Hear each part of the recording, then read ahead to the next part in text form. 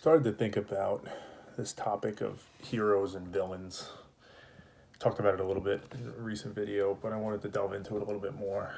And it's a funny thing because, as I touched on, and I think some others have as well, in many ways, heroes and villains are the same, right, the other side of the same coin, or maybe even the same thing completely, depending on your perspective, depending on your viewpoint and your value system.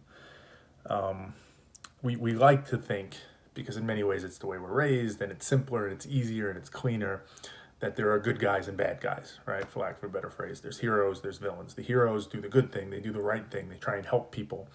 The villains are trying to hurt people, they're trying to do the wrong thing.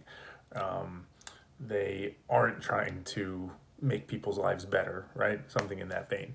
And it's a whole other topic that we can get into, but there likely is a subset of people that do fall into the pure villain category, that truly are evil, that truly are trying to just hurt people for whatever reason.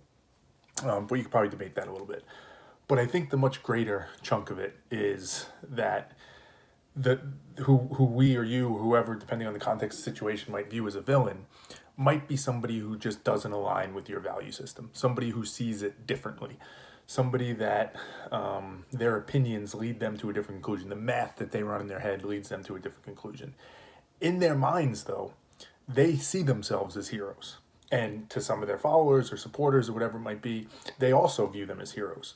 But from a different perspective, different math being run, they come off as villains. And you could take our political environment today in the current situation as a good example of that, right? Not even just Biden and Trump, but the political parties and public figures, etc.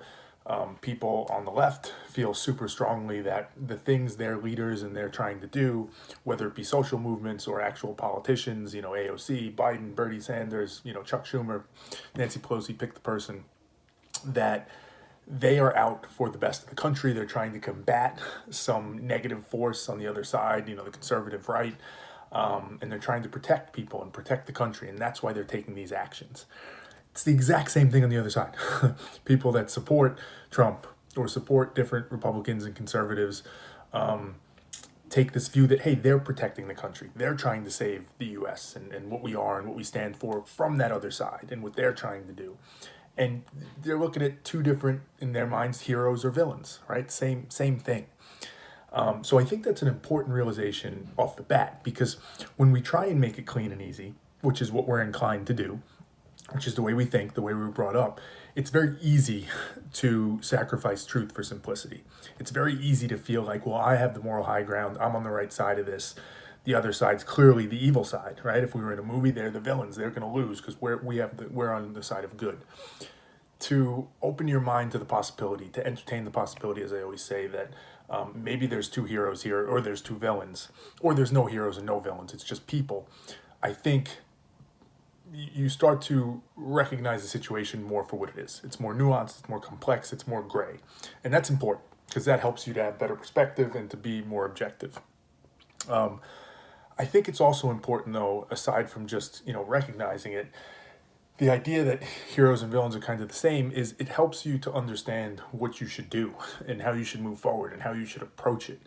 We talk about this ad nauseum, but there's so many conversations I have where you see where people can't imagine how the other side could see it the way they see it. They can't imagine how people can't support the people they support. And it's because they're looking at it through that lens. It's because they're thinking in those terms.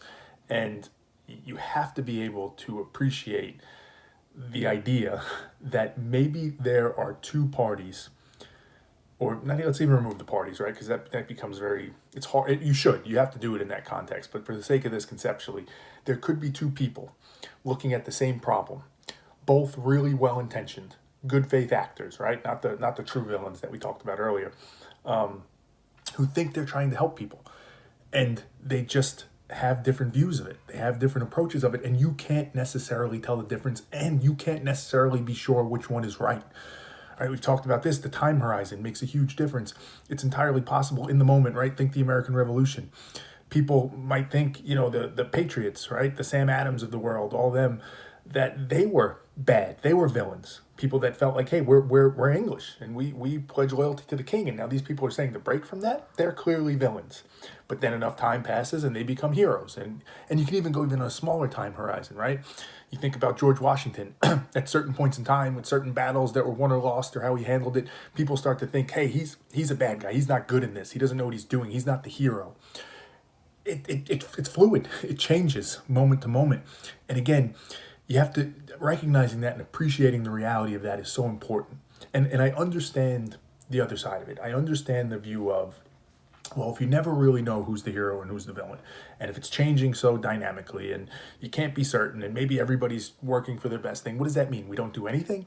We don't take a stand on anything? We don't support anybody? We don't worry about anybody? No, again, what I keep coming back to, and it's such a weird thing because that's always the thing it comes back to, this fear of inaction, this fear of indecisiveness, this fear of kind of just weakness and cowering in a corner and letting people do whatever they want to do. That's not what it is. It's about being thoughtful. It's about being logical and thinking critically. It's not taking the easy way out, right? Of course, we want to believe it's easy. We want to believe there's heroes and villains because it makes our lives easier. It minimizes discomfort. It maximizes pleasure, as we've talked about. It's easier to do that. It conserves energy. I get it. I get why that seems beneficial, but that doesn't make it right. The answer is you have to do the work. You have to figure out who's the hero, who's the villain that's actually has the right ideas, approaching this the right way, has the right mindset towards it, is willing to think critically themselves, aligns with what I truly believe is right, but that doesn't necessarily mean the other side's evil. Maybe they just don't see it the way I do or see it the right way. It's messy. It's complex. I know we don't want to accept that. We want it to be clean. I take a stand because I believe this and this is what it is and this is what I'll fight for to my death, right? That sounds good. That feels good. It doesn't mean that it's right. So this idea of heroes and villains being more or less the same thing forces us to think better, forces us to do more work. And although that's hard and that can be painful, that's what I believe we need to do. We need to kill this concept, this framework that we've used of good, bad, hero, villain, and just try and be objective, be scientific in how we approach it. It will take more time. It will take more effort. We will not always get it right, but it increases our chances and it minimizes the friction and the noise as we go through that.